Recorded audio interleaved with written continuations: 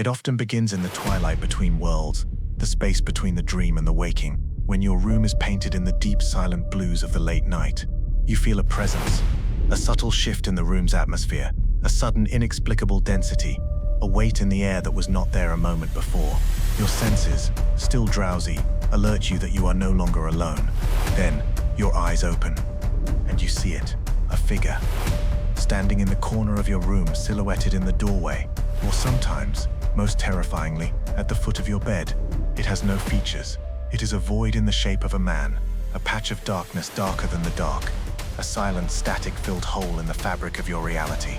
A primal terror, cold and electric, floods every cell of your being. Your heart hammers against your ribs. You try to scream, but your throat is paralyzed. No sound can escape. You try to move, to fight, to flee, but your body is a tomb of lead, your limbs pinned down by an immense invisible weight. You are utterly, completely, helplessly paralyzed. You are not alone in this experience. Far from it.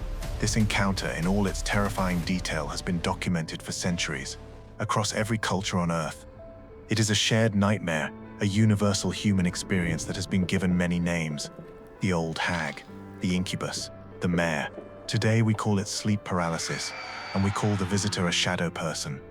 But to give it a name is not to solve its mystery. It is merely to label the edges of a profound and deeply unsettling enigma. This journey, this script, is an investigation into that enigma. We will not dismiss your experience as a mere dream. We will honor its stark and terrifying reality. We will explore the maps offered to us by both modern science and ancient mysticism.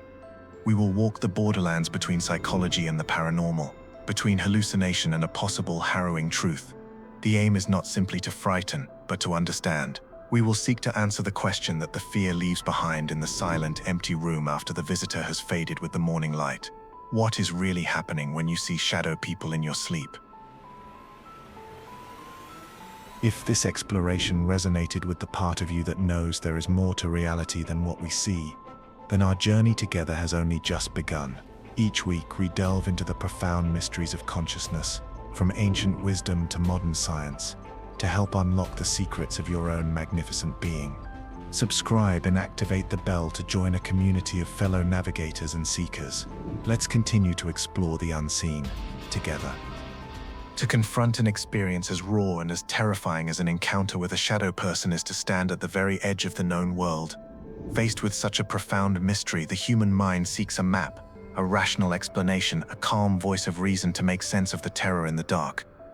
The scientific and psychological communities have offered such a map, a detailed and elegant explanation for this phenomenon. It is a theory grounded not in spirits or other dimensions, but in the intricate and sometimes paradoxical wiring of the human brain itself as it navigates the mysterious borderlands of sleep. The first and most important piece of this puzzle is a state known as sleep paralysis. Every night as you enter the dream state known as REM sleep, your brain is incredibly active, weaving the complex narratives and vivid imagery of your dreams.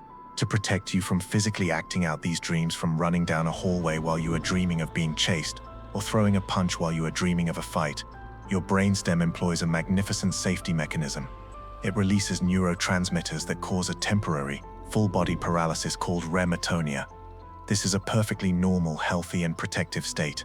The glitch, the error in the system, occurs when your conscious mind wakes up before this paralysis has worn off.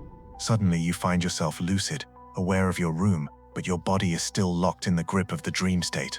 You are in essence a ghost in your own machine, a conscious mind trapped inside a sleeping body. This initial experience is the very definition of a nightmare made real, and it is the fertile ground upon which the visitor appears. The second piece of the scientific map explains the visitor itself. This is the phenomenon of hypnagogic or hypnopompic hallucinations. These terms describe the vivid, dreamlike hallucinations that can occur in the transitional states just as you are falling asleep, hypnagogic, or in this case, just as you are waking up, hypnopompic. During these moments, the veil between the worlds of waking and dreaming is incredibly thin. Your mind can begin to project dream imagery and characters directly onto your real-world environment. Because you are awake and your eyes are open, these are not experienced as a typical dream. You see them in your room. You see them standing by your bed, in a dark, shadowy room. And with your mind already primed by the terror of being paralyzed, the brain often defaults to projecting the most primal and archetypal of images, a dark, silent humanoid figure.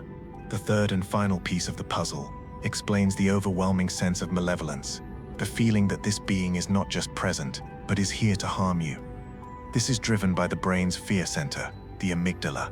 Imagine the amygdala as the primal watchman of your brain.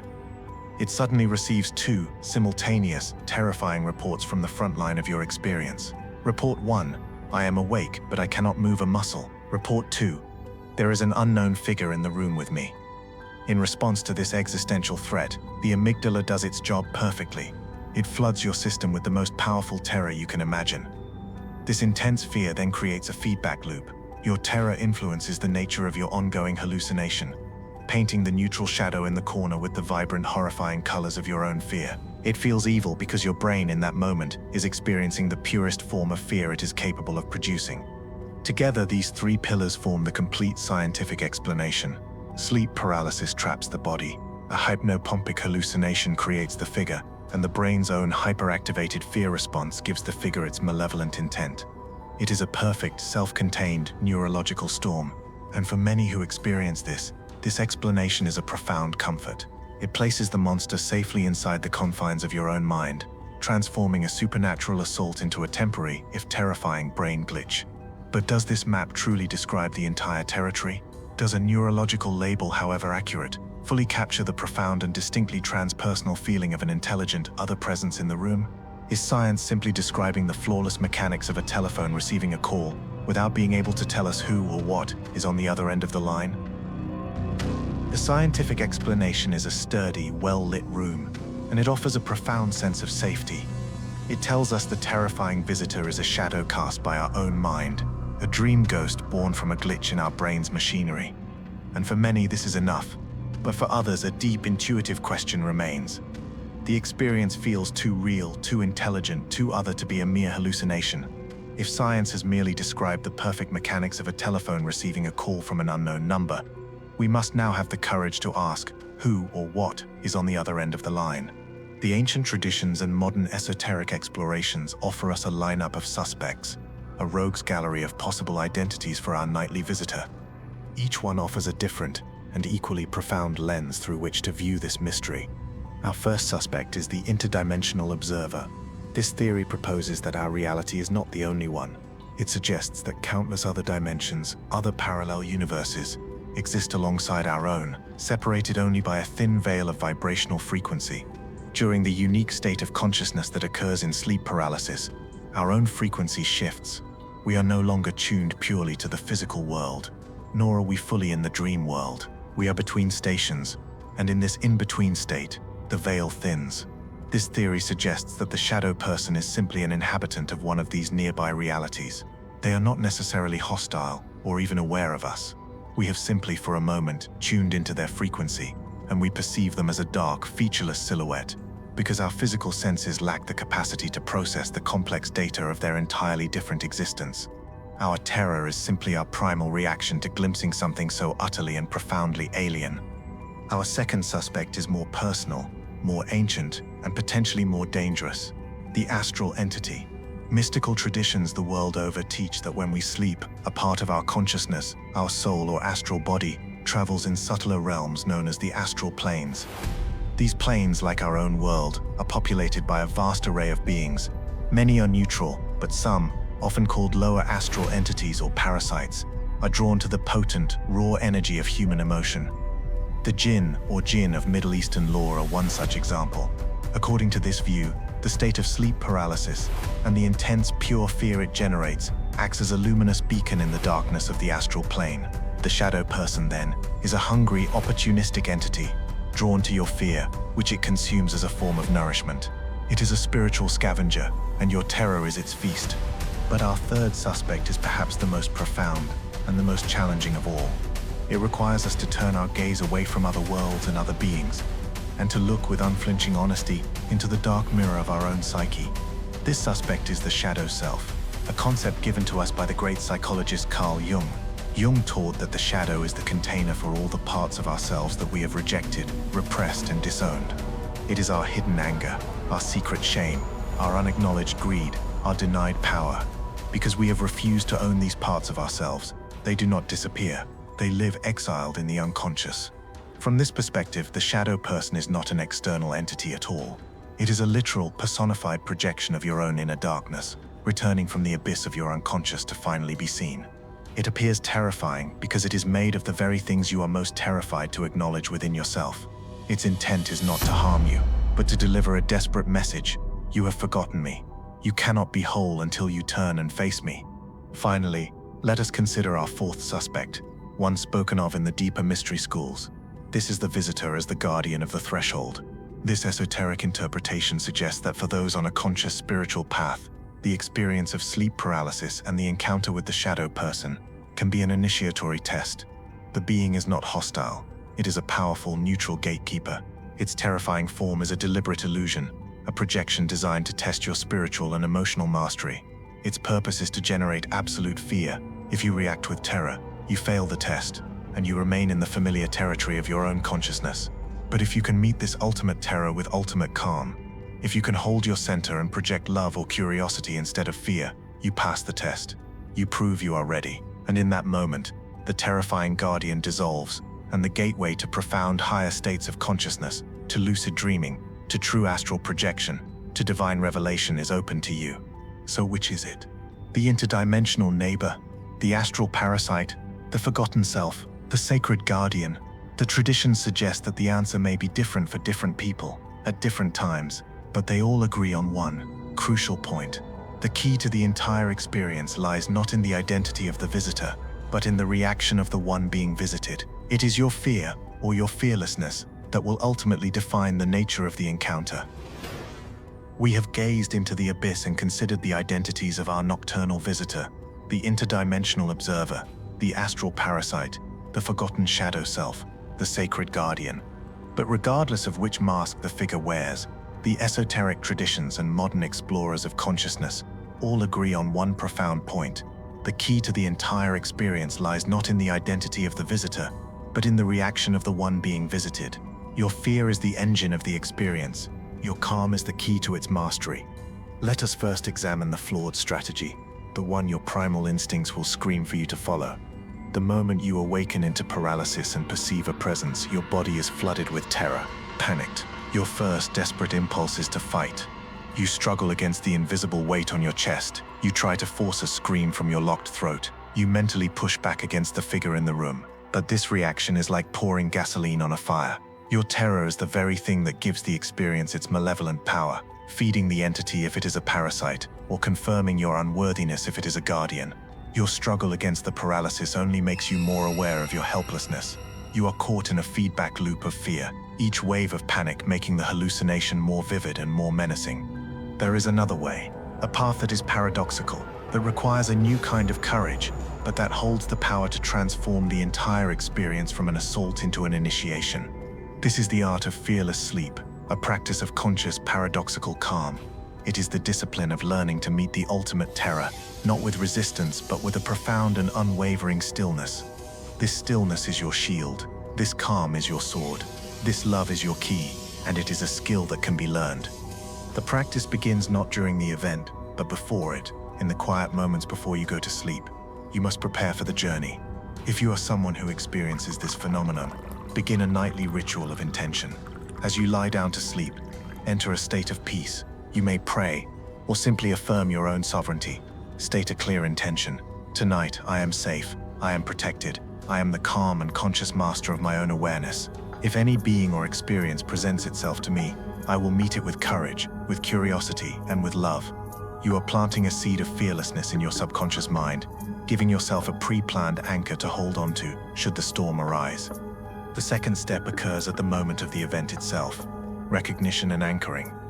The instant you awaken and realize you are in sleep paralysis, before the panic can take full hold, you must seize that first conscious thought. You must immediately recall your anchor. Think the words, I am aware, I am safe, I am calm. Do not engage with the fear. Do not focus on the figure. Your entire mental world must narrow to this single, powerful, pre-planned affirmation. This is a conscious act of short-circuiting the amygdala's primal fear response. Yielding from this anchor of calm, you proceed to the most difficult and most powerful step, acceptance and relaxation. Your body will scream at you to fight the paralysis. You must do the opposite. You must surrender to it. Feel the immense weight on your chest, and instead of pushing against it, allow it. Accept it. Relax into it. Feel the buzzing in your ears and simply observe it. Feel your leaden limbs and let them be heavy. By ceasing your struggle against the physical sensations, you stop feeding the loop of fear. You are dropping the rope in the tug of war. In this state of profound physical surrender, you will discover that your consciousness, your true self, remains perfectly free and unharmed. And from this place of serene detachment, you can now take the final, most courageous step, conscious engagement. You are now the calm explorer, not the terrified victim. Turn your inner attention towards the figure in your room. Do not project fear at it. Instead, project a new feeling. You might ask silently in your mind, "What are you?" Or you can project a feeling of pure, unconditional love, a radiant golden light from your heart. You can state with quiet authority, "I see you. I am not afraid. I meet you with peace." Many who have mastered this final step report the same astonishing result. The moment the figure is met with fearless, loving curiosity, its form either dissolves instantly, or it transforms into something beautiful, a being of light, a beloved guide, its terrifying mask having been a test all along. We have traveled a long and shadowy road together. We began in the frozen terror of a waking nightmare, paralyzed in our own beds, visited by a figure of pure dread. We sought refuge in the calm, logical maps of science, which explained the glitch in the brain but could not fully account for the ghost in the machine. We then moved through the mysterious halls of esoteric wisdom, viewing a lineup of profound suspects, the interdimensional being, the astral entity, the sacred guardian. And finally, we learned the practical, courageous art of fearless sleep, the discipline of meeting terror with calm and transforming a personal horror into a profound exploration. But now we arrive at the final, most intimate and most transformative truth of all. While the visitor may wear many masks, there is one identity that holds the deepest key to your own healing and wholeness. It is the possibility that the figure you see is not from another world, but from the forgotten, exiled world within you. It is the profound and challenging wisdom of the Jungian path, which suggests that the shadow person is the ultimate mirror. It is the literal, terrifying personification of your own shadow self. Look again at this visitor. It is dark, it is powerful, it is overwhelming, and it terrifies you. Now look within. What parts of yourself have you deemed dark and unacceptable? Your anger, your immense untamed power, your wild creativity, your profound sadness. We are taught from our earliest days to disown these parts of ourselves, to cast them out of the acceptable kingdom of our personality and into the dark, unconscious forest of the psyche. But what is exiled does not die. It gathers strength in the darkness. And in the state of sleep paralysis, when the conscious controlling ego is asleep, the veil between the conscious and unconscious mind thins, and the shadow self finally has an opportunity to appear, to return, to be seen. See it now in this new light. It appears as a figure of terror because it is made of everything you are terrified to acknowledge within yourself. Its power is the very power you have refused to claim. Its darkness is the darkness you have refused to illuminate with your own compassionate awareness. And here is the most important truth. It does not come to harm you. It comes to be healed. It comes to be integrated. It is the lost, wounded, and powerful part of your own soul, returning from exile and begging you, in the only language it knows, to finally make it whole. The ultimate purpose of this entire experience, then, is not to learn how to build better shields or to banish the visitor more effectively. It is to find the courage to begin the sacred work of shadow integration. It is to turn and face the figure in the dark, not with fear, but with a new, profound, and healing curiosity. It is to use the calm you have cultivated to ask the question, what part of me are you? What gift of power or feeling have I exiled, that you have now come to return to me? This is the great work of a conscious life. It is the process of turning the monsters of your own psyche into your most powerful and loyal allies. Relaxed, when you begin this work of integration, your life will transform. You will become more authentic, more creative, more whole. You will no longer be haunted by your own unconscious, but will be guided and empowered by its immense wisdom and energy. And the terrifying visitor in the gloom, you may find that it ceases to appear, for its purpose has been fulfilled, or it may transform, its frightening mask falling away to reveal the face of a wise and powerful guide, a true guardian, the part of you that holds your deepest strength. The shadow in the mirror, once faced with love, reveals itself to be nothing less than the hidden, sacred reflection of your own complete and holy self.